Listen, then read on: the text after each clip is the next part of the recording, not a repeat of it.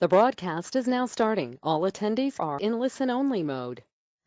Welcome to the Power of We Forum Series 2. My name is Jamie Bilsbach, and I'm the Center Director for the Central Mountain Small Business Development Center.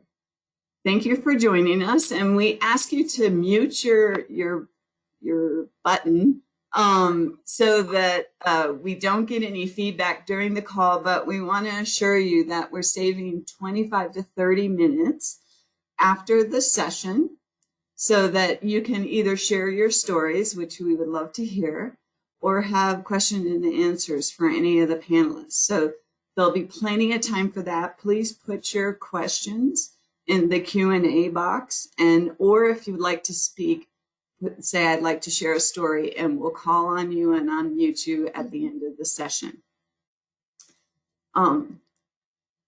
Next, I got to get the PowerPoint to switch. At the Central Mountain Small Business Development Center, we offer free confidential consulting, and we have 13 consultants here locally that can work with you in a variety of expertise.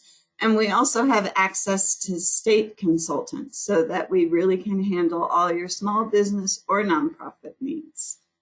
Then we offer free or low-cost training, and we offer access to capital. So federal programs, state programs, as well as private sectors programs for loans as well as grants. So please reach out to us for any of those needs. The Small Business Development Center, like you, is in this new world environment. And we know that it brings a lot of change, but also wonderful opportunities. And so we have found ourselves, though, needing to pivot just like our small businesses because everything has changed. So we had to cancel all our training programs because they no longer applied and refocus on what in the heck are the needs of our small businesses and nonprofits. So we ask you to take our survey. It's the purple button on this PowerPoint slide, as well as in the handouts that you can download. And we will ask you what kind of different programs you'd like to be taught or have access to, and also the times that you would like to have a session, whether it's 30 minutes, an hour, half day, full day, those types of questions. So financial resilience obviously comes into play, and that's where we have training and free counseling. But the power of we, women entrepreneurs, focuses on the dream focus aspect of our mission statement. And we believe for entrepreneurs and small businesses, for teams to grow, that a new world environment isn't just about survival, but it will take not only a tenacious spirit, but must come from an authentic heart. Okay. Whoops.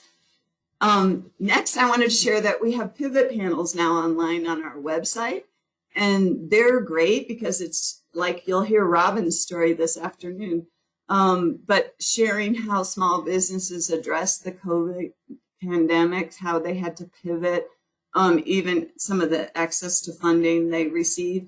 So those panels are online on our website and also on our YouTube channel. And we also have storytelling from our small businesses about their growth before COVID. And then next on the Power We, Robin and Laurie and Heather each wrote a blog before this forum series. And we're actually having a forum series of 7. And so on our website are all of the panelists' blogs that they write prior to the webinar. And we encourage you to go back and read those, have access, because we all have different processes of thinking and mindsets. And so you might connect with one panelist idea over another. And we encourage you not only to go to the website under the blogs, but also share it with your friends and colleagues. Whoops, my button pushing is not working.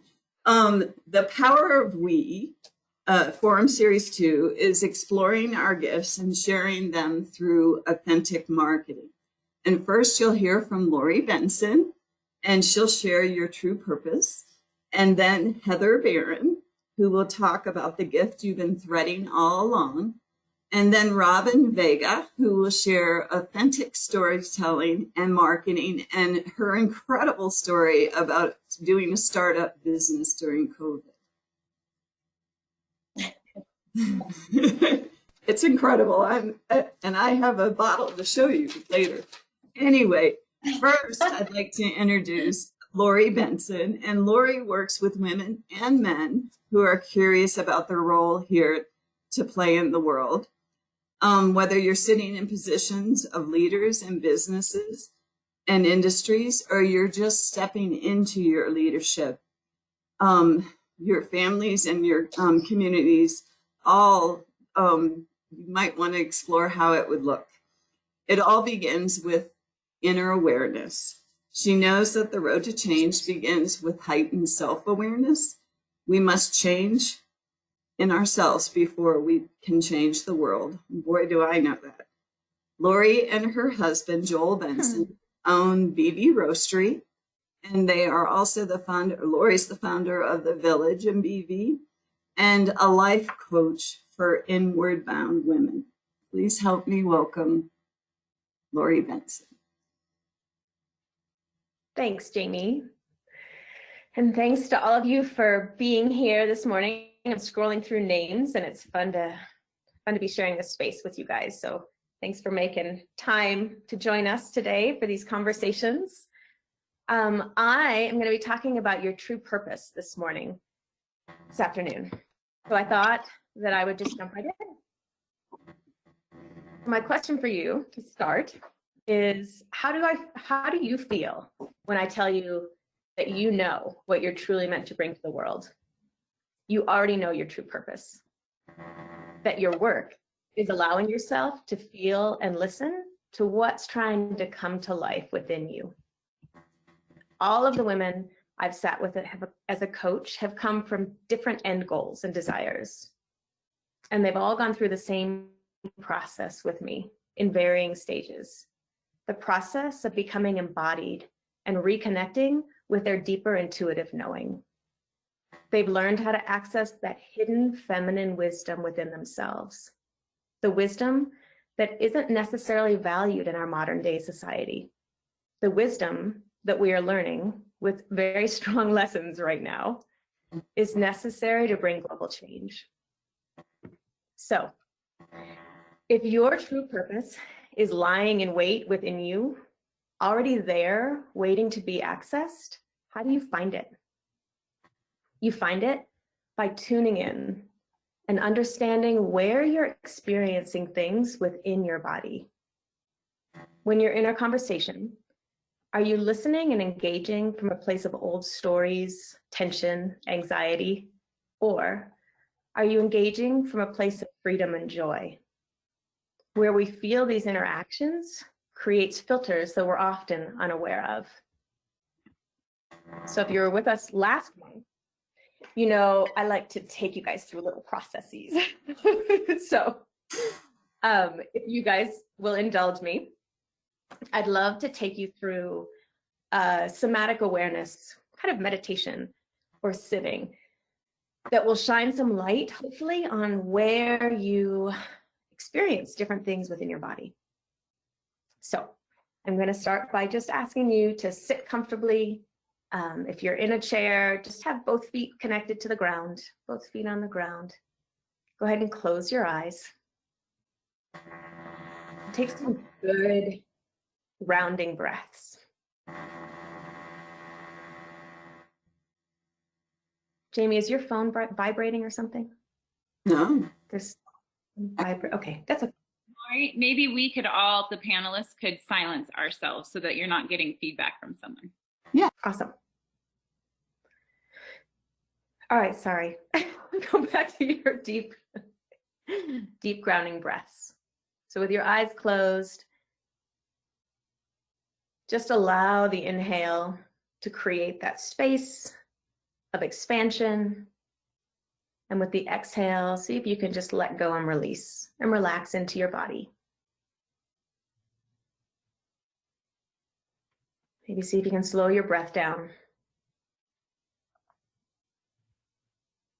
And then I'm going to ask you to recall a recent time or a recent memory you have of someone or an experience that stole your power, that made you feel small.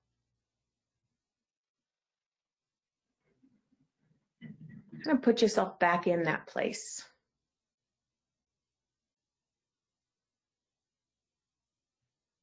And then bring your attention to your body. Where are you feeling this? Where does this experience live within you? Maybe it's in your throat or your chest or your stomach. There's no right or wrong place to feel it. And when you've located that feeling, go ahead and give it a name. Not like George or Frank, but maybe it's dark or heavy, black, sticky. What does that feel like?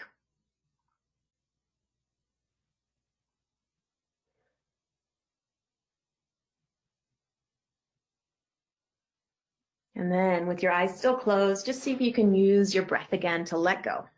Breathe into wherever that space is that you felt it, and see if with the inhale you can find some expansion, and with the exhale, see if you can release that a little bit.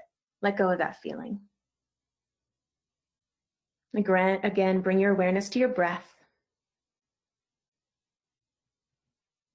Let everything slow down.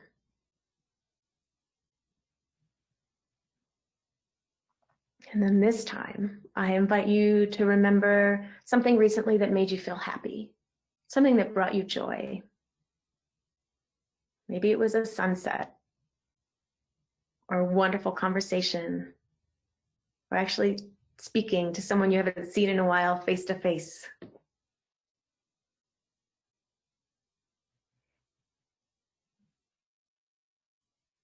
And when you have that memory, really put yourself back into that moment. What could you hear? What could you smell?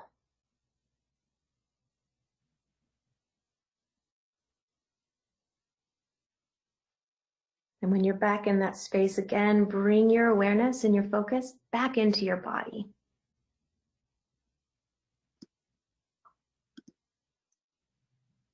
So where does that live?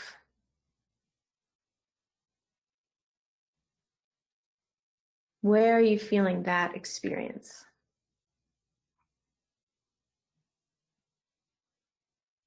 And then if you can, go ahead and give that, find a word that describes that for you. Maybe it's light, expansion, freedom, whatever word, tingly.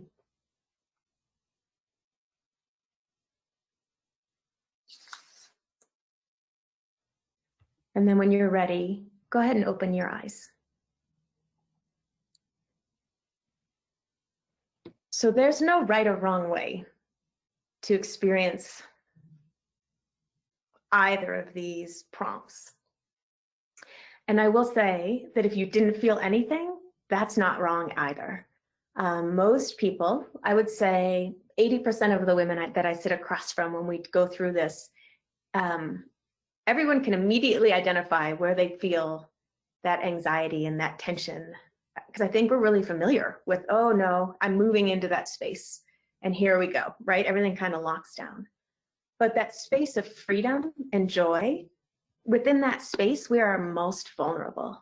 And so, especially as women, I think we may be all women on the call today, especially as women, we learn to ignore or tamper or numb that feeling of freedom and joy. So the power of embodied awareness is this: your true purpose exists within that space of freedom and joy. It's from this place of expansion and awareness that you can hear that deeper wisdom that's trying to emerge. This space is vulnerable, and we've learned to move away from it when we feel that spark, because this is who we are at our truest best. So imagine that feeling that made you feel happy. Remember that feeling it created within you. Now, imagine occupying that space and someone cutting you down, discrediting your ideas, saying something hurtful. As we learn to occupy that space of freedom and vulnerability, those cut downs can knock us off our feet and send us right back into that place of not feeling, that safe place of ignoring and pushing through, burying those deep feelings that leave us wide open and exposed. But it's within this vulnerability that our greatest power exists. As we learn to live within this space of freedom and joy, processing, engaging, dreaming, planning, things shift. We find clarity. The gifts we have to offer are seen by others, and our true purpose is allowed to shine. So, how do you know when what you're feeling is coming from that deeper wisdom and not simply your old stories or your cultural and societal conditioning? How do you know when you're feeling that intuitive knowing? When the thoughts coming to you are from your feminine consciousness and wisdom? Your intuition, knowing, true purpose comes from your heart. Moving the energy from our head to our heart is one of the key components to reconnecting with the feminine and changing how you show up in the world.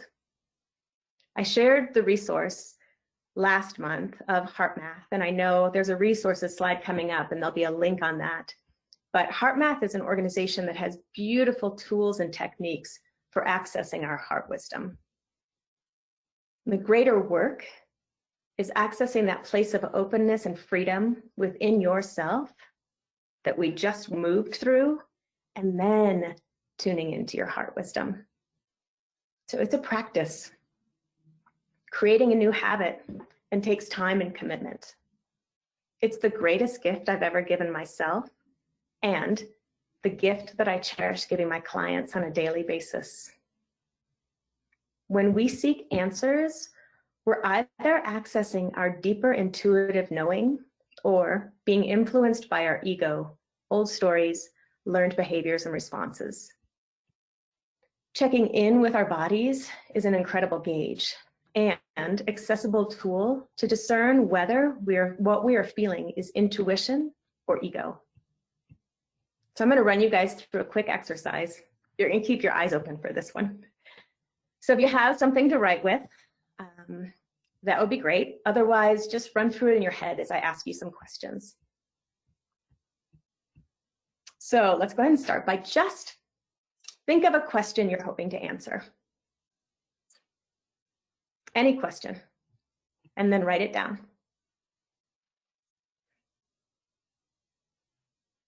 Now sit with this question for just a minute, and then write down the first answer that comes to you.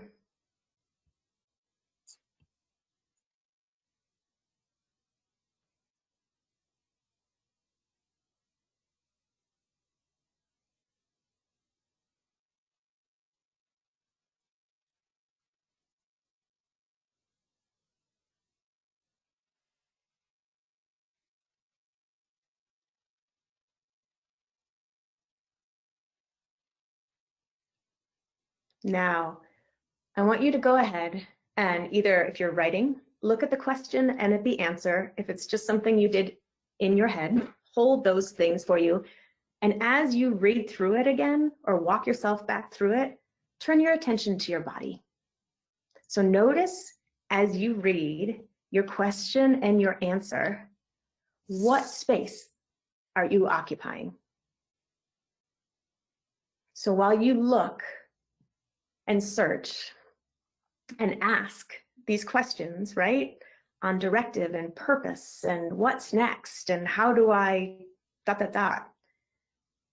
Where are you within your body?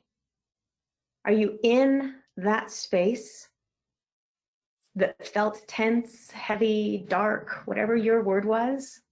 Or are you in that space of freedom and expansion and openness? And can you see how that influences your ability to find the right answer for you and all involved?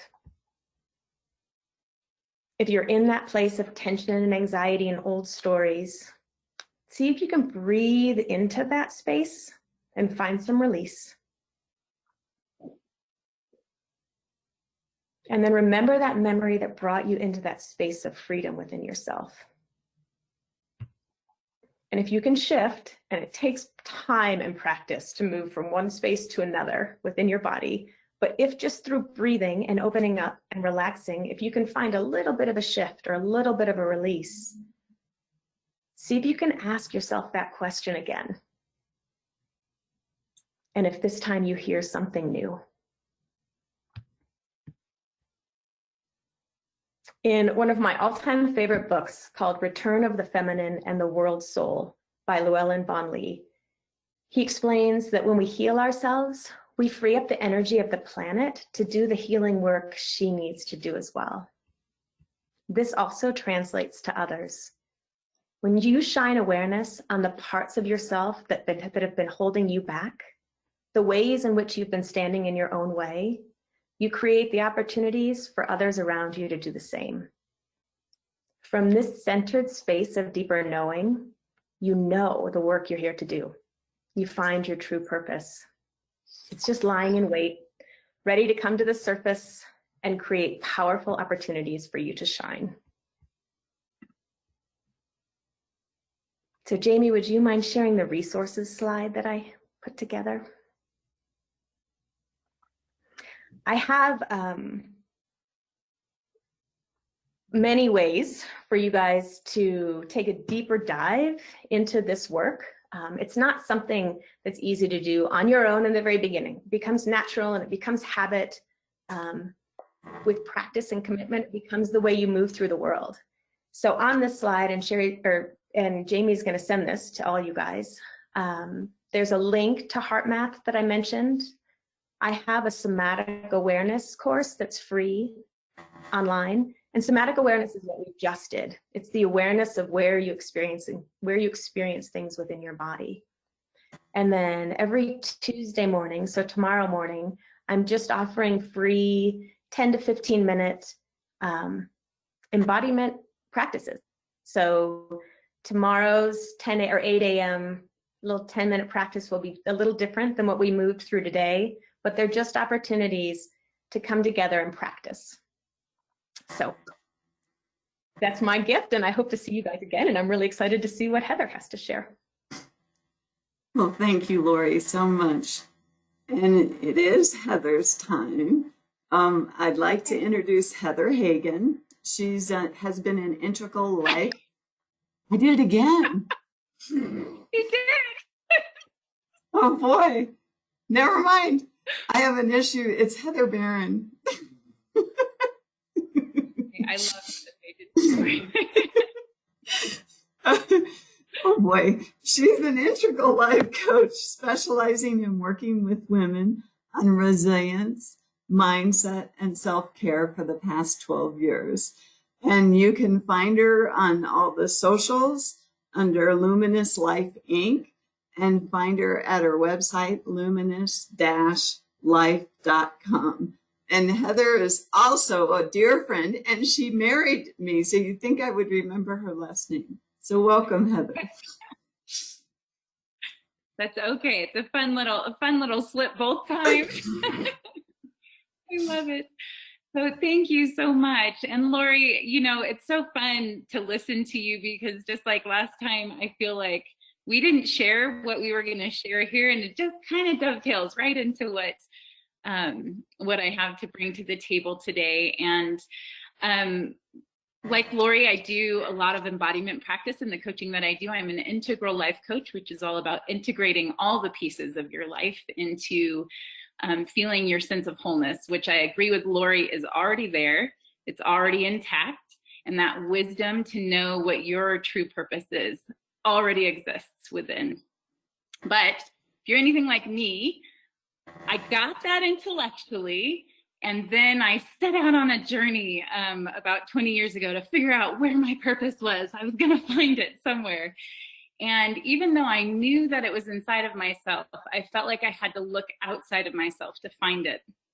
And so after a very upsetting early thing in my 20s that happened that kind of turned my entire life on its head. I set out to figure out who I was supposed to be, what was my calling, my true purpose. And Roger Housen has this definition for purpose: your particular, authentic expression of being. And I love the simplicity in that definition. And if you're like Laurie or myself, and I'm sure maybe Robin and Jamie, that sense of inner calling where you have this desire to give what is inside of you in a way that is serving yourself, but also bigger than yourself, that it is the gift that you have to give in the world, then what I'm going to share with you hopefully will resonate. So when I was on that quest looking for who I was supposed to be, I came across this one-day workshop that I did as part of working for a nonprofit out in California. And I was not given the choice. This was part of my job. I needed to go to this workshop. It was just a day long. And I arrived, had no idea what I was showing up for, but personally was in the midst of trying to, seek out my true purpose. And this man named Bruce Anderson showed up, and it was a conference for a lot of people who were in helping professions, mostly social work and therapists and that kind of career path.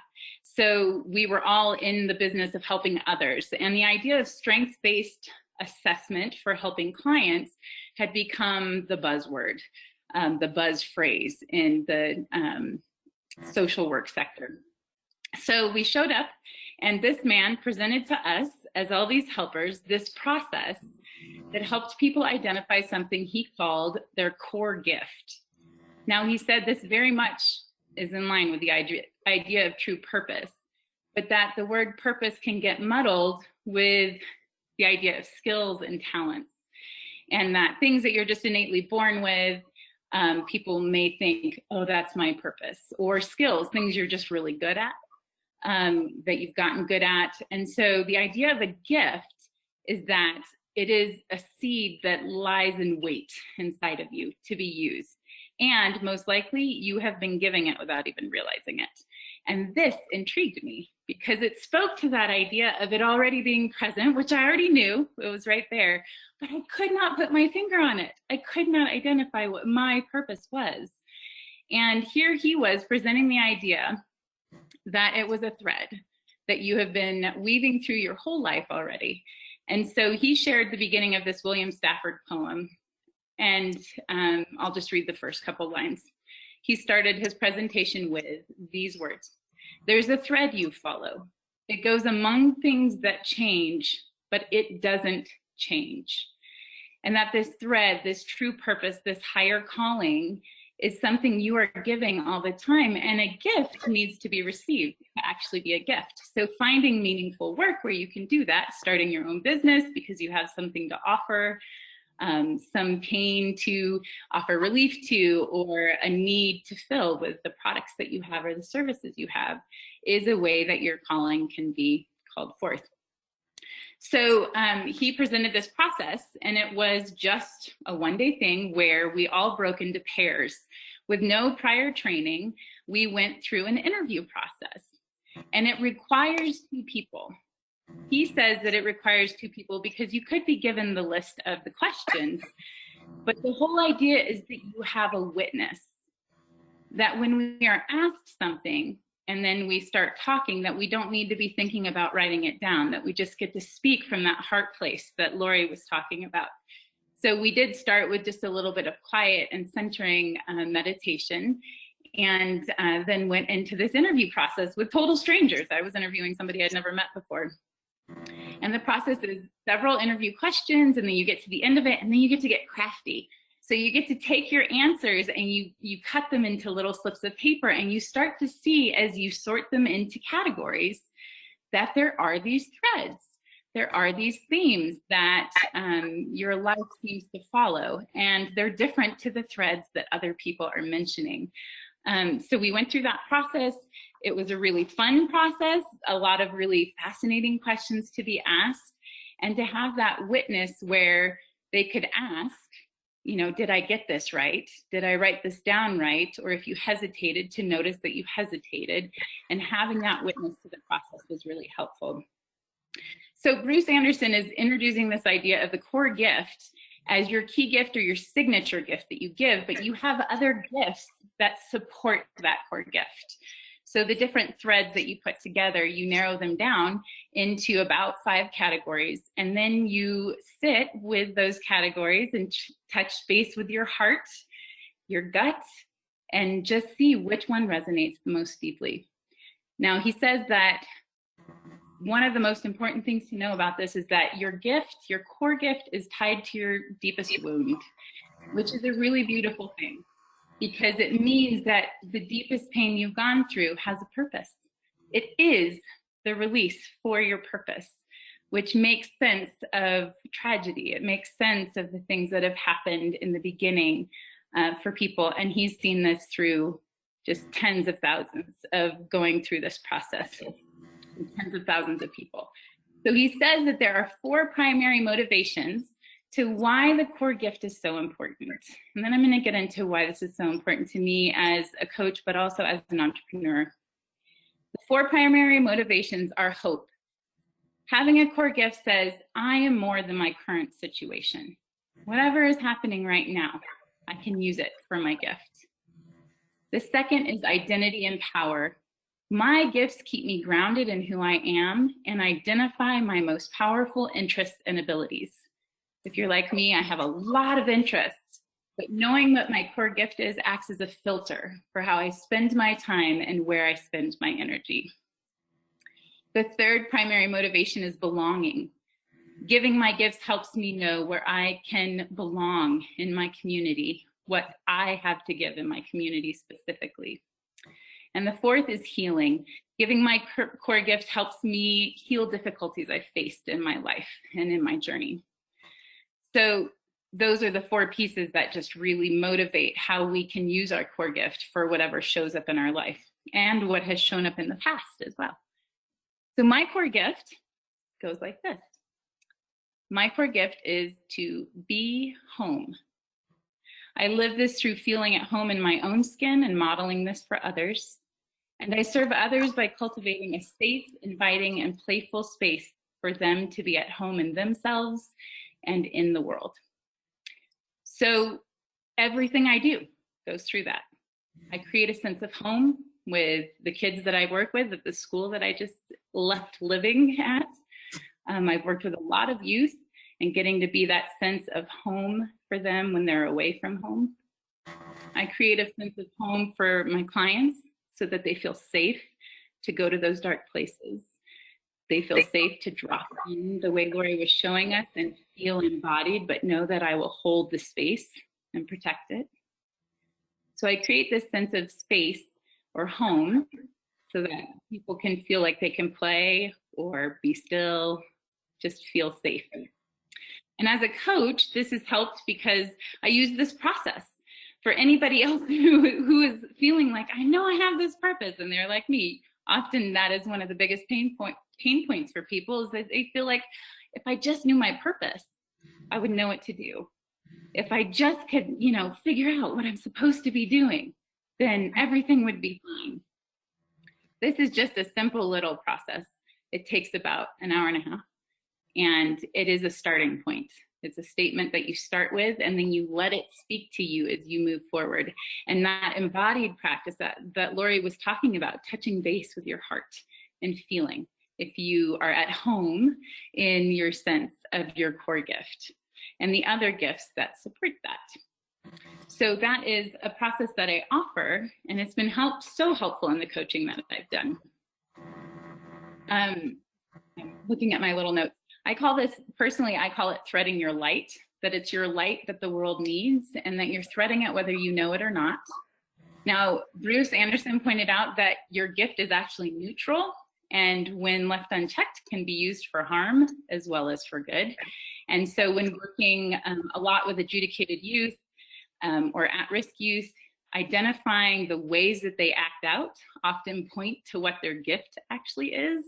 And you can use it in a way with your children, or if you volunteer or you work with kids, in a way to redirect that energy so that they can see how that can be used for good and in a way that serves them as well. And this has been a really helpful thing when you feel like something's out of whack with people. So how this helps in entrepreneurship. Knowing your own gift can help you narrow your focus in a way that may be difficult to do otherwise.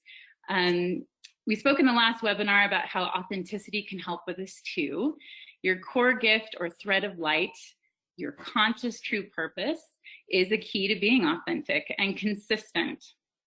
Understanding that everyone has a gift is also a way that this helps. That means your clients have gifts. That means your colleagues have gifts. The people you're reaching out to, the people that you just cannot comprehend how they think so differently to you, they have very different gifts. And being aware of that can help remove the personal sense where we take things so personally when it's different to how we are with our own gift.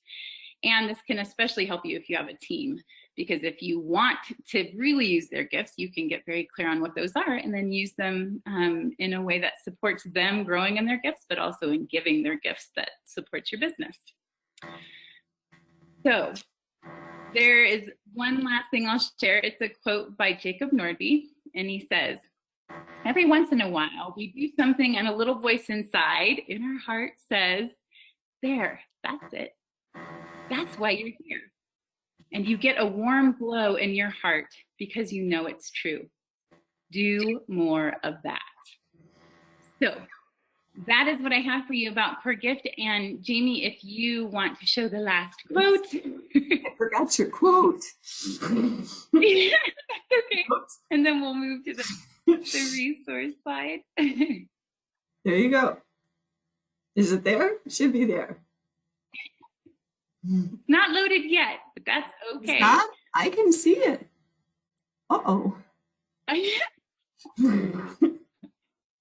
You can't see the quotes that you have been while I've been speaking are ones that Jamie pulled out of my blog. So you can read a lot more in the blog. It goes more into detail. I wonder if I have to start the PowerPoint again. That's okay. I know that we're going to need to get to Robin's slides. So if you need to do that, I can go ahead and just talk Yeah, about you keep offerings. talking, okay? Yeah. So on the resource slide, it just shares a couple of offerings that I have right now. I offer a core gift session. So if you want to witness and you would like to be walked through that process, you can also look up online. There's the core gift. I think it's coregiftinstitute.com. I believe there's a link on there. Was it on our quote? Is it might be on our quote. But if you just look up core gift, Bruce Anderson is going to take you right to the work that he does. And but I do offer the core gift session. And if you mention that you were familiar with this webinar, either that you watched it live or that you watched the recording, then I'll give you $20 off. Just mention that you were a part of this in some way. And also, so during that process, we need about 2 hours total. It doesn't always take that long. And you do need access to a printer because you'll have to print out your answers and cut them and put them into piles. We can do it in person, socially distanced, but we can also do it by a Zoom session. And I'm also right now, just for until the middle of July, offering a general deal for integral life coaching to have 2 hour-long sessions for $120, which is a $50 savings. You can have any topic, any place that you're feeling, and we create some practical ways to move forward, some ways to be embodied, and some tools that you can walk away that will be helpful. And if you're not sure if any of this is for you, I always offer a 30-minute free consultation call. So you can just call and see if I'm a good fit for you or if you have questions. And I also offer several other things. So that's what I have for you today. And Robin, I'm excited to see what you have to share. That was awesome, Heather. And Laurie, those are both beautiful. Well, you got to let me introduce you, Robin. Okay, that sounds good. Okay, and hopefully I'll say the right last name. I'd like to introduce Robin Vega, who is a native Texan with a degree in communication studies from Texas Tech University. Robin has over 15 years of experience in entrepreneurship, business, and marketing strategy. She's worked with clients big and small across a variety of industries. cosmetics and technology, food and beverage, agriculture, and cannabis. And speaking about how our panelists have kind of moved into each other, Robin has a gift for helping businesses with authentic brands and telling their stories through thoughtful design and intentional content marketing. In 2013, Robin's marketing software company was purchased, and it allowed her to follow her arrow to Colorado, Buena Vista, Colorado, and pursue her passion with working with entrepreneurs and purpose-driven brands. Currently, Robin is a partner and serves as Director of Brand Development for Plant Aid and Cause+Medic. So welcome, Robin. Thank you very much. I appreciate that. Yes, and I did not know what Laurie and Heather were going to present today, but that was absolutely beautiful. And I've written down lots of nuggets here, and how it does sort of, tie into what I'm going to talk about. Heather, your quote, "The core gift is tied to your deepest wound." So good. I need to unpack that a little more, but that really resonated with me. A little bit about my my background and sort of how I got here. Jamie, thank you for that introduction. Mm-hmm. Before I landed in Buena Vista, I was working for a large creative agency in Denver, and I definitely had some wounds or learning experiences from that job.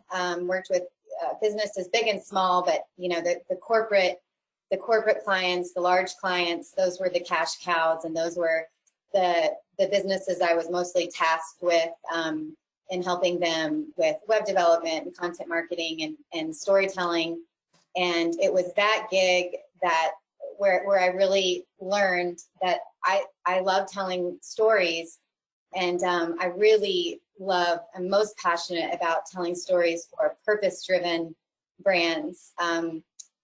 Small businesses. I especially love working with women. That's sort of my jam. But through that experience is kind of what allowed me to figure out sort of what my purpose was, what I was good at, but then where I really wanted to put those gifts and spend my time. So I was able in 2017 to leave that job, and with their blessing, left with a large client, and that allowed me to launch Brand and Bash, which is a creative agency that I still own. It's a creative studio where I did web development and branding and design for a variety of industries, and that's where I met Plant Aid, my partner Jake and Hugh, and Cause+Medic. They brought me on to help them launch their brands.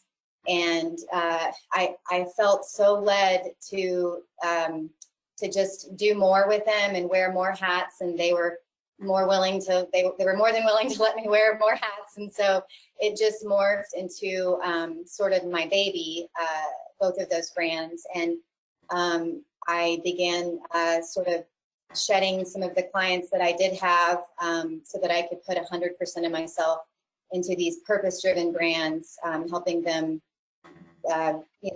grow and scale.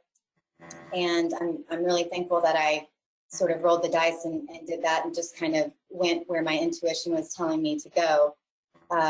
Because today I'm a partner in those two brands, and that's where I spend most of my time.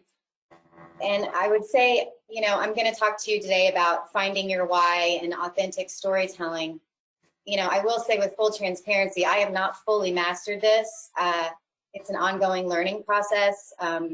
If I'm telling the story of Plant Aid or Cause+Medic, or I have this new store here on Main Street, what I have learned to do and maybe mastered is how to fluff out that story, how to find what your why is in each business. And it really is a matter of diving deep and answering some questions for your business. So if you don't have your business story yet, your why for your business, I'm going to go through it's like 1, 2, 3, 4, 5, 6, 7 questions.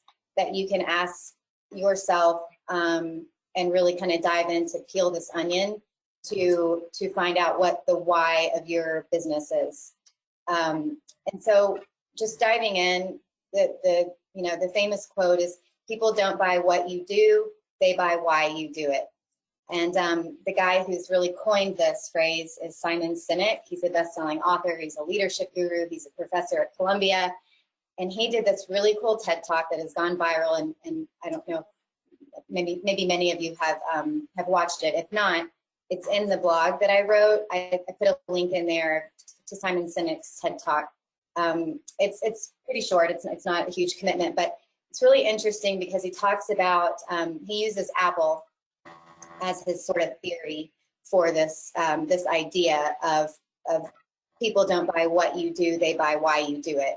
And I think consumers have really evolved over the years, and I think maybe it used to be a what, maybe more of a what you're offering, but consumers these days, they want more, and they want it to be BS free. That it has to have this authentic vibe, this authentic feel. It's why companies like Pepsi and Coke, Coca-Cola, they try to make themselves sometimes look smaller and local. Stacy's pita chips, that little pita, it's awesome pita company. It looks like Stacy in her kitchen is making these pita chips, and that's owned by Pepsi. And that's very intentional to have these smaller brands within these umbrellas, because consumers, they want to know the person behind the brand. They want to know what your why is.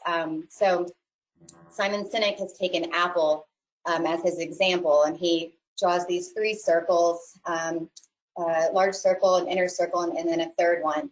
And in the core is your why, the outer circle is your how, and in the outer largest ring is your what. And so he took Apple because Apple is obviously an incredible company, and everyone knows who Apple is, but he wanted to know why they were more successful than HP and Samsung and some of these other brands. Their technology isn't always the best. They're not always first to market in terms of innovation. But what he realized that they did do the best was they tell their story the best. They have the best way of explaining to consumers what their why is. And they have this really compelling, emotionally driven, emotionally charged marketing and commercials, and everyone's seen them. And so it's starting with your why. And so he sort of peeled this onion, Simon Sinek, on what is the common denominator between all of these businesses that are so successful in what they do, whether they're marketing a service or a product. And he has discovered that it's this why piece. The businesses that are the most successful are the best at telling their consumers why they do what they do. So a little, one little example. So Clean Republic is my company, and one of our brands, and I'll talk to you a little bit about that later today. But our why is we strive to create a healthier, cleaner environment for everyone. So that's our why. We want to create a healthier, cleaner life for everyone. Our how is we develop non-toxic cleaning solutions through proprietary formula and endless research. Our what is we sell non-toxic cleaners for homes and businesses. But our why is what I always think about before I put any messaging out there, whether I'm marketing to a business, a commercial cleaner, a mom at home. Our why is where I live. And the best part, I think, or the easiest part about and helping you sort of wrap your brain around it, because if you're not, if your business is not personal to you, if you do the work like Laurie and Heather, it's impossible to not make it personal. You are your brand, and you practice what you preach, and you eat, sleep, and breathe it. And but if you're marketing something else and it's not necessarily a part of you, I've found the best way to come up with this why and market your business is to think about your business as a living, breathing thing. So if you can think about it as a living, breathing thing, it helps. And for me, you know, coming from agency life and having to tell the story of products and services that I really didn't get or I couldn't get behind, or just not sexy products, you know, I would have to literally envision myself in the shoes of the consumer of this app, or, oh my gosh, a dry cleaning chain. At one point, I had to tell the story of content marketing for this huge dry cleaning chain, uniform company, dentists, I mean, so lawyers. So I would put myself in the shoes of their end user. And then I just picture this business as just kind of like a living, breathing thing. And maybe that's crazy, but that's just sort of how I have, how I can wrap my brain around creating content that feels meaningful for these brands. So that's Simon Sinek. And before I move on to these questions that will help you sort of wrap your brain around it, I just want to kind of reiterate why finding the why is so important. It's kind of like a superpower. It will allow you to work smarter, not harder. And instead of testing these different things, testing different messaging or graphics or however you're communicating with your audience or your target audience, you're not just throwing a bunch of stuff at the wall to see if it'll stick, because you know your why and you're communicating it because you know your end user, and it just helps you to work smarter, not harder, and just communicate authentically with your customers and clients. So discovering your why, this is a series of questions. And again, the best way, maybe before, I'll give you these questions, and then as you take them home, as you have time later today to dive into them, or whenever you have time to do it, before you sit down to answer these, you might kind of try to think about your business as this living, breathing entity. It just is a way of wrapping your brain around it and answering these questions really authentically and not surface. So the first question is, what inspired your business idea? So what inspired it? And I'm going to send these questions to Jamie also, if you don't have the pen and you're listening to this and aren't able to write it down. So what inspired your business idea? What's interesting about your founding story? And there is definitely something interesting about it. I've talked to so many people that are just like, well, it's just not interesting. It's really peel the onion and go back to, even if you have to talk to other people, if you don't remember exactly like what spawned it, talk to a friend, talk to somebody who knew you when you did start it, because there's always something interesting about it. You might have to dig deep, but so what's interesting about your founding story? What is unique about your business? So those are two different things. They seem similar, but unique about your founding story, and then what is unique about your business? And this next question is really important. It helps me create all sorts of content and really products and services that are going to help people. So what problem is your company trying to solve? I would also add in there, what problem or pain point is your company trying to solve? That really helps you get into the shoes of your end user. How has your business evolved? And sometimes they're ever evolving. If you're listening to your audience and you're listening to your intuition, what's your purpose? Why does your company exist? So the what's your purpose, if you do Heather and Laurie's exercises first, that might really help you sort of flush that out. And if you don't know the answers to all of these, it's okay. You're still going to be better off having answered some of them than none of them, and truly helping you find this why of your business story. So what's your purpose? Why does your company exist? And then, is there a specific cause your business is supporting? And if it's not a obvious one, you know, my company, our skincare company, is called Cause+Medic. We have 3 different causes, and part of them is giving back, and part of it is responsible pricing, and our company ethos. So if it isn't obvious, and you can still dig deep and think about, like, go back to your purpose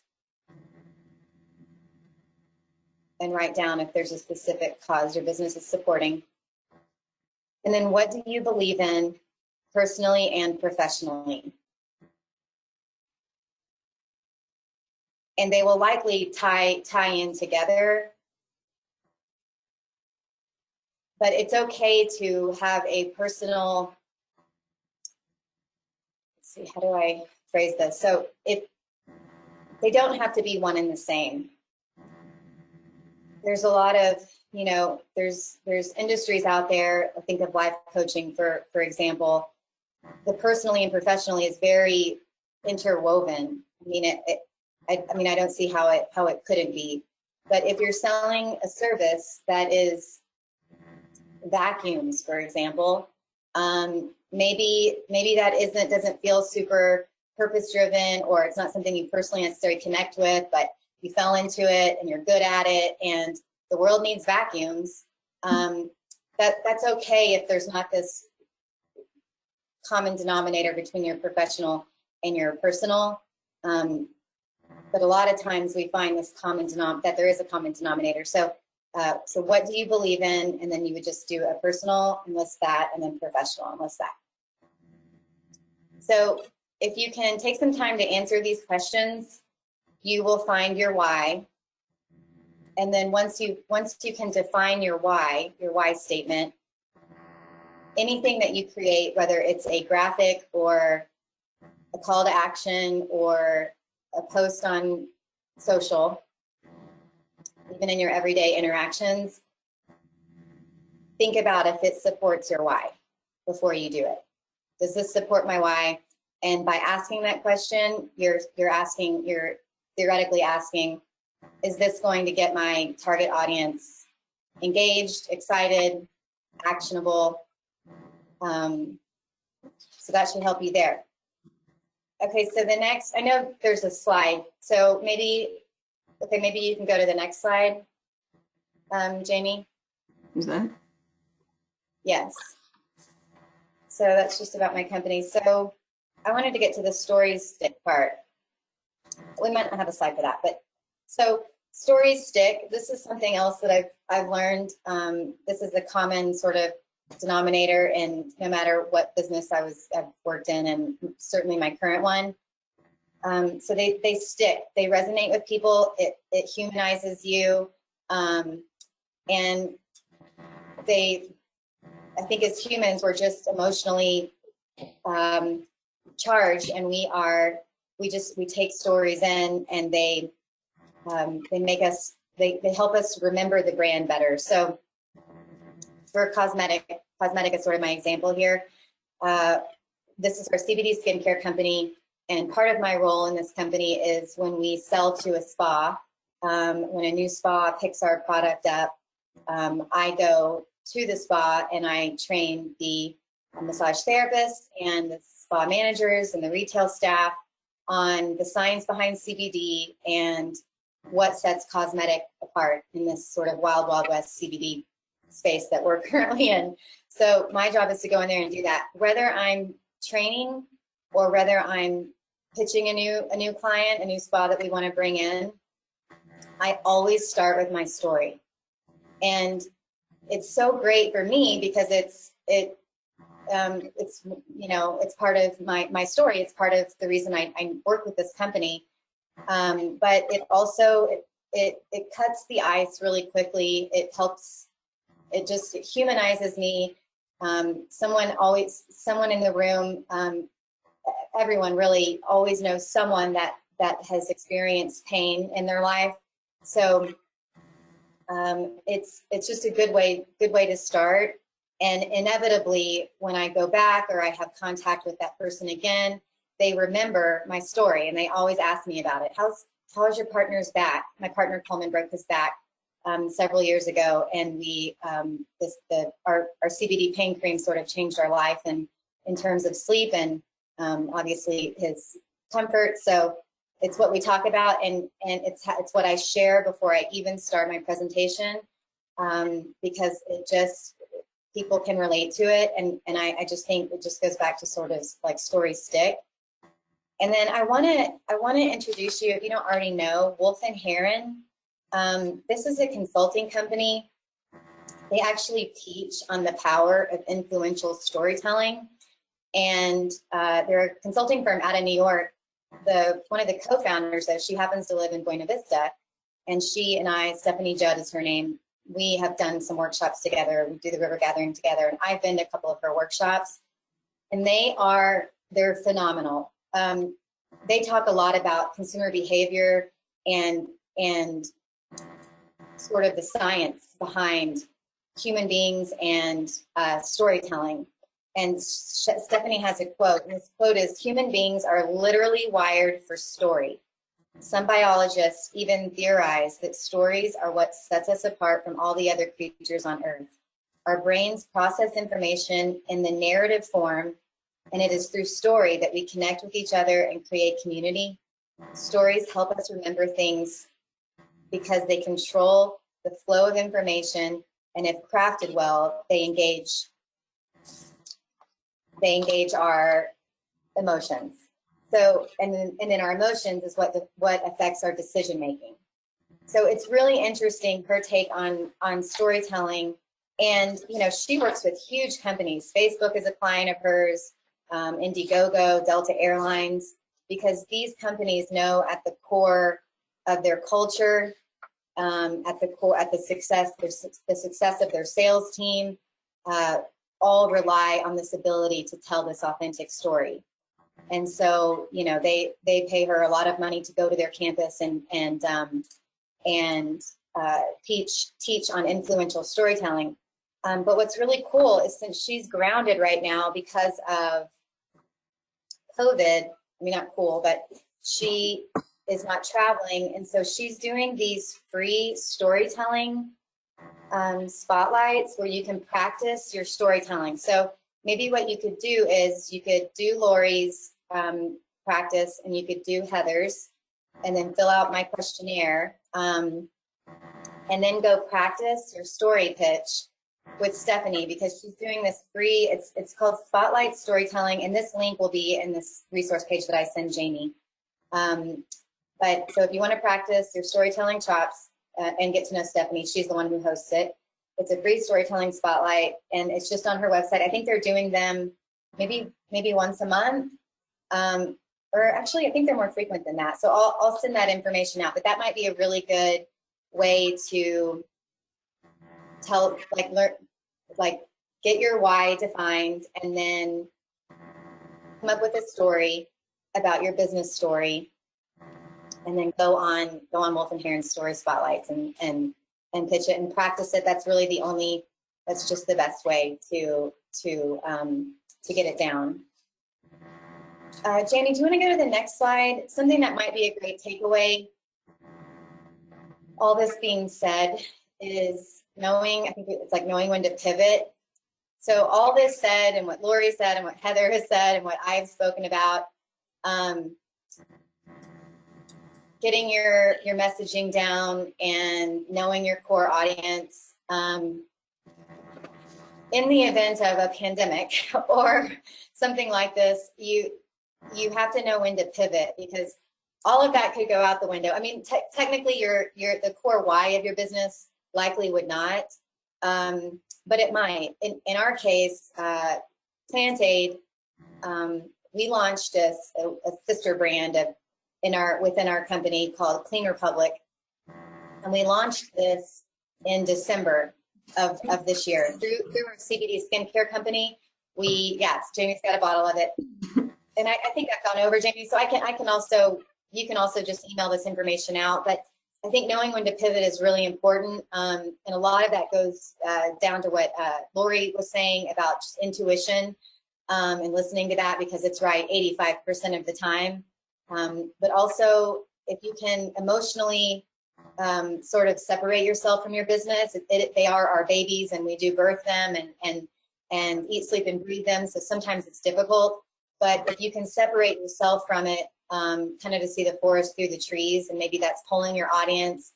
If you're doing something and it's not working, you have to poll your audience, and sometimes you have to accept a hard truth. And all that it means is you just have to go back to those questions and redefine your why. And maybe you're speaking to the wrong audience, or you're missing something, or maybe a pandemic hits. And Cleaner Public, for example, we launched in December in the high-end hotel wellness and spa space. That is where we saw a need for a non-toxic, effective cleaning solution. And we realized that through our company, Cause+Medic, spending a lot of time with spas. So we realized a need, so we launched it in Maui at a high-end hotel in December. And we were just gaining traction in that industry in February, when this, I guess early March is when we realized this thing was here. And all of those hotels closed, all the spas closed. And bigger than that, we sort of realized we had this moral obligation to pivot our messaging so that we weren't speaking to just high-end hotels and spas, because everyone deserves to have the right to healthy, non-toxic cleaning products. So we just pivoted, and we changed our messaging. I changed it in all of our marketing and website. My business partners went out and tried to form as many alliances as they possibly could. To this day, there's 7 of us working for this company. We've got to hire more really quick, but you know, we're small, but we had to grow up really fast. And we pivoted sort of without an action plan. We just kind of followed our guts. And sometimes, you know, that's sort of what it takes. The other, really, I've already talked about visualizing yourself in your audience shoes. What's going to solve their pain? What will evoke emotion? You know, what's going to make their life easier? That helps you create messaging that's going to ultimately help your bottom line. And then the most important thing I've learned along the way in my entrepreneurial career is to don't go alone, to form an A team and look for people that are strong where you are weak. And sometimes that's hard, because you know, it's hard to admit you're weak in certain areas, but it's the smartest decision I've ever made in any of my businesses, was to align myself and with good humans, and then to hire an A team around me. Even though we're small, we can all wear a variety of hats and lift each other up and balance each other out. So, I think that's all I have, Jamie, but I'm going to send you all of these just kind of notes and questions in case you want to share them with everyone. Oh, yes. And special offer. So I just opened this storefront in BV. It's on Main Street, right across from the jailhouse. If anyone is in the area, right next to the roastery, actually, Laurie, right next to the roastery. That's where I go a couple times a day. So we opened this storefront where we sell our CBD skincare company, and also Cleaner Public, our cleaning solution. And then I have some other things we're bringing in. We're opening a spa, but I wanted to offer a 10% discount to anyone that wants to come check it out. And if I'm not here, whoever's here, just present this promo code, and I have it plugged into the Square system here. So thank you, Robin. I just find your story fascinating. That I know personally, I had terrible panic with COVID, because from SBDC Center, we were focused on the entrepreneurial small business development, all of that. And then it switched overnight to being so government focused, trying to help with these idle plans and PPPs and all this government lingo. And I was in a total panic meltdown. And in fact, I reached out to Laurie and Heather for help. To think that you started a business during that time just blows my mind. That can you maybe just quick share how your partners do, how you created the synergistic collaboration that spawned this concept? Yeah, we were deer in headlights too, for sure when this thing hit, and a cleaning company in a pandemic. I mean, it is like a marathon every day without a finish line, truly. And some of it is faking it till we make it.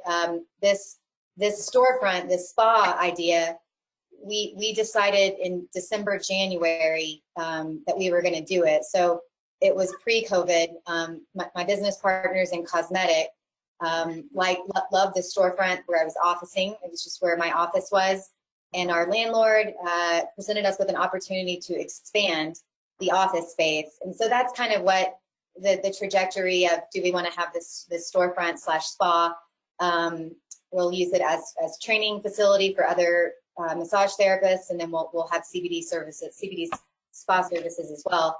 Well, we decided to do this before all of our spas closed, and before we lost our investor, and so we just decided though that we think it's we just really believed in it, and so we wanted to move forward. We already had the space.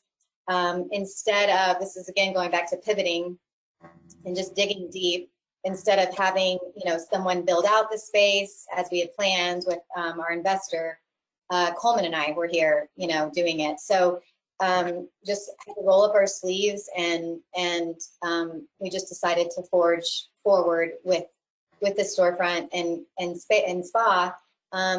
But again, pivoting, instead of launching a CBD skincare company and storefront, we decided to bring in Clean Republic, which is our sister company, and also open the store, launch it with an essential cleaning product, because who's really going to buy, who's really thinking about CBD skincare right now? No one. Plus, it felt really good to be able to provide, this community in which I live with healthy, non-toxic cleaning products. So we quietly opened early. Again, had to change some of our messaging, but yeah, I mean, it was a little scary. It still is. Our spas, our cosmetic spas, are starting to open now, which is going to help. But yeah, it was not planned. We did not plan to open a store and spa in the middle of a pandemic. We just thought we'd already started it, and we believed in it, and we just thought, let's let it ride and see what happens. Yeah. Well, it's impressive. I'd like to open it up. It kept me busy. I would say it kept me busy during the quarantine. There was, we were forced to be here, so we were spent every day here at the spa painting and building it out. So, well, good job. But I wanted to open it up to Q&A for all the panelists, and also an opportunity as other women leaders and entrepreneurs to share a story or a comment or a reflection. And so please put in those questions, or you can raise your hand, and we'll try to have maybe Laurie help me if people raise hands. But I do have one question already from Karen that asked Robin, what is the name of your storefront? The storefront is Cause+Medic, which is the name of the skincare company. So it's CAUSE, Medic. And so just we have skincare products, and then we'll develop the spa early July. Okay. And please send those questions, but I have a question for Laurie, because you did an unusual pivot, I think, and you might want to share a little story about that in regards to, you had your leadership training and health assistance, but then what else did you choose to do during COVID? Well, we bought the roastery back.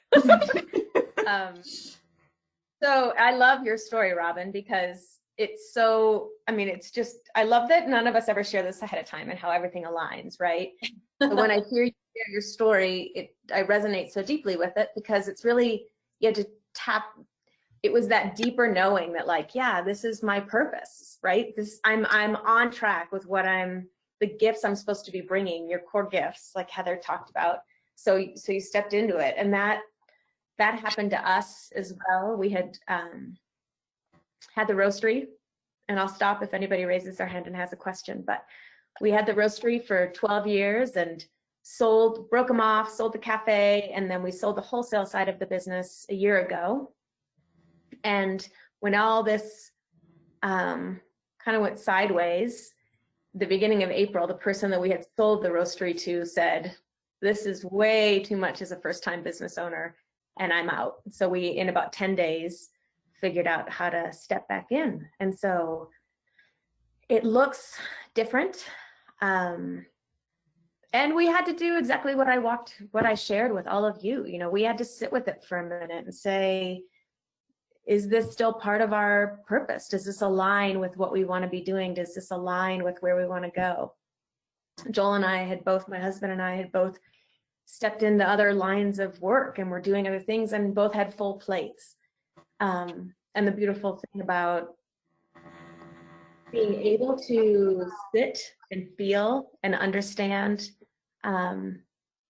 what we were feeling as this opportunity came to us again, we both could say independently, like, yeah, this feels right. And now, because of that, everything's aligned, right? I have this story sharing project that the coffee supports beautifully, and the story sharing project supports the coffee, and the coaching, everything just came together and aligned. So I think that's a big part of the opportunity in front of all of us right now.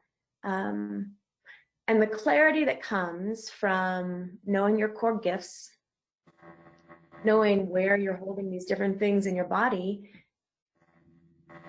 it's a clarity more of like how you want to move through the world. And as soon as you get that clarity and you're able to communicate that and hold that and internalize that, you're almost telling the universe, like, hey, this is who I am, and this is how I move through the world, and this is what I'm ready for.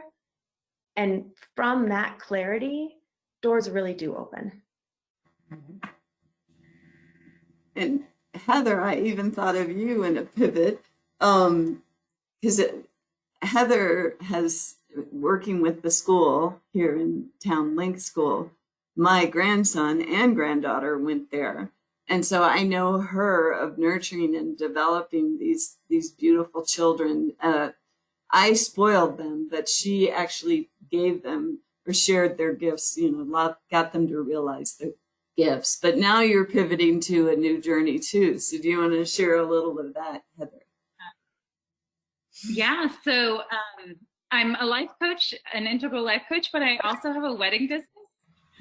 So I officiate weddings, and I write people's story. Talking about storytelling, I capture their love story and create ceremonies from scratch. And I did marry Jamie to her wonderful husband, and of course was getting ready to leave the school after 4 years of being there, which was such a blessing. But I actually lived with the teenagers. And, it's just time after 10 years of living with college students and teenagers as a living counselor to move into a new chapter. And so I had planned to do that. And then this hit, and suddenly I had no weddings to move into. Either they were canceling or postponing to 2021, which is wonderful to not lose the business, but then that makes double the amount for 2021, and trying to figure out where to put those with still just the same amount of income. And so pivoting has been a big part of what's going on. And what has happened is I've pivoted a lot more into the coaching as a primary focus, rather than sharing those between the two. So it's been an exciting time. In the school, of course, we sent them home for spring break, sent the students home for spring break. It's a residential high school. And then they didn't come back.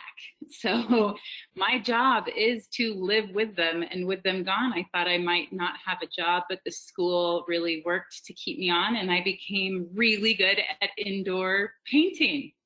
So talk about pivoting, like I had no experience painting whatsoever, and now I make a mean line at the ceiling edge. So Don't admit that. You'll be really busy. yeah, I wish I would have known that when we were painting this place. Don't advertise that. yeah, maybe I should. I'm not in the business anymore. Just so you know, I've left it.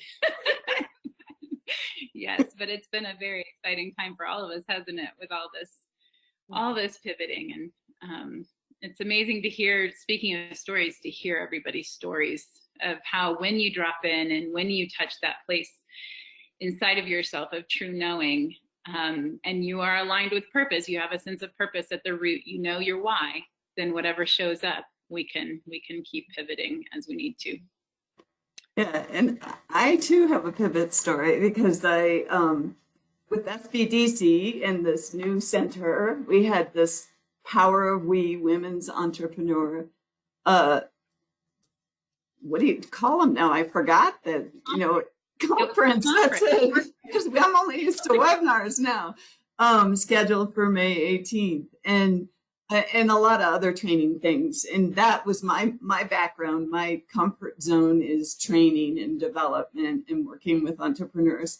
So it was so shocking when they were all closed, and all of a sudden all these government programs and questions and the real challenges for small business and not always getting the answers. It was very disturbing.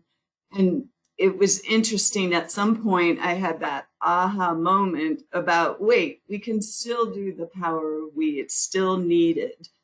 And it can be done in webinar. And how cool is it that we break it up instead of an 8-hour session, that it's 7 different sessions and even more different panelists and stuff. So I guess we all have had our pivots, and I hope that even if you didn't share your story today, you might give us a call and share your story or ask your questions, because the power of we is really a collective women getting together and finding our way, our strengths, our gifts, being authentic, accepting each other's authenticity, those types of things. So I would like to say thank you for joining us. And I didn't know if Laurie, each of you might have a closing remark.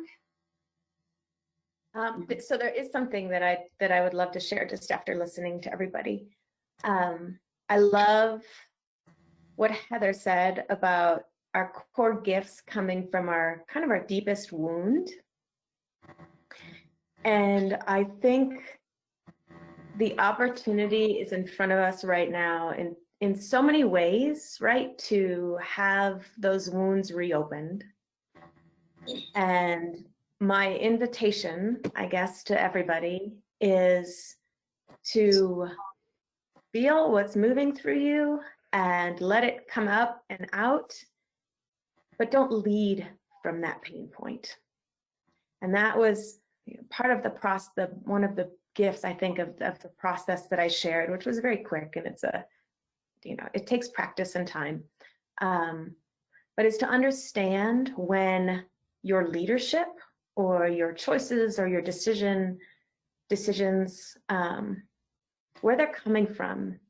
And I know on my social media feed right now, there are a lot of beautiful voices, and I can see what they're sharing is coming from that deep, deep pain. And that's okay. That's okay, because they're finally accessing that point of pain. But my invitation and my request, I think, is that collectively we find our voice coming from that place of freedom. Mm-hmm. So Heather does a beautiful job of opening this door, and so I appreciate you bringing that to the conversation today.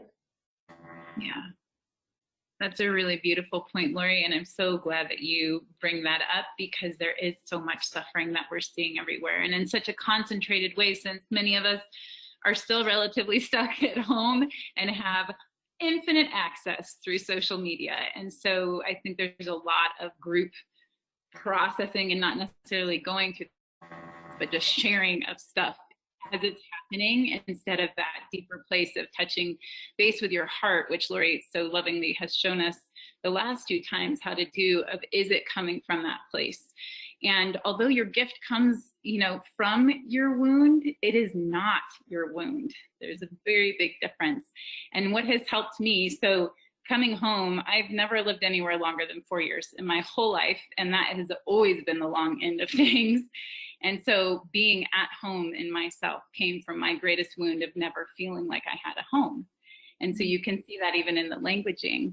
And so I offer this, to take a breath, to close our eyes, and to remember that I belong here, I am ready, I am not alone. And that's what I offer. Thank you. Wonderful. The only thing I would close with is just that everyone has a story to tell, and they're all meaningful, and they're all important, and they're all interesting. So that's what I would close with. Yes. And for us to have the courage to share our stories and realize that not everybody will like them. That was a hard lesson I had to learn not too long ago.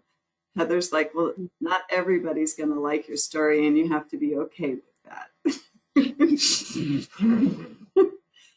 So I'd like to thank Robin and Heather and Laurie for your participation. It's just been a wonderful gathering, and I very much thank you.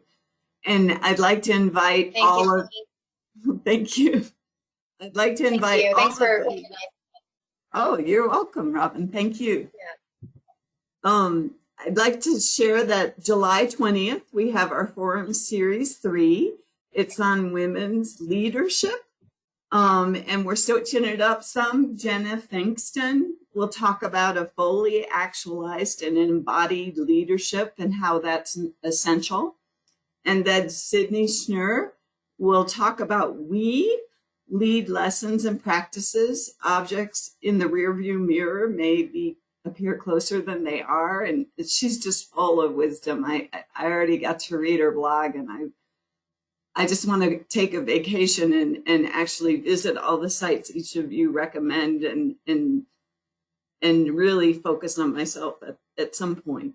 And then Delaney Keating is going to be talking about igniting a culture of potential, yours, mine, and ours. So please register. You can do that via the handouts. There's a link directly on that, as well as Heather and Robin and Laurie's links. And if you have any questions, need help, or even want to think about creating some kind of focus group that isn't led by SBDC, but maybe locally in our community, please reach out to me at info@centralsbdc.com. So thank you so much, all of you, for attending. And please share your thoughts on who you would like to come speak or what topics you might in the future forum series. Thank you. Thanks, guys. Thanks, guys. Have a good day. Bye-bye. Y'all. Bye.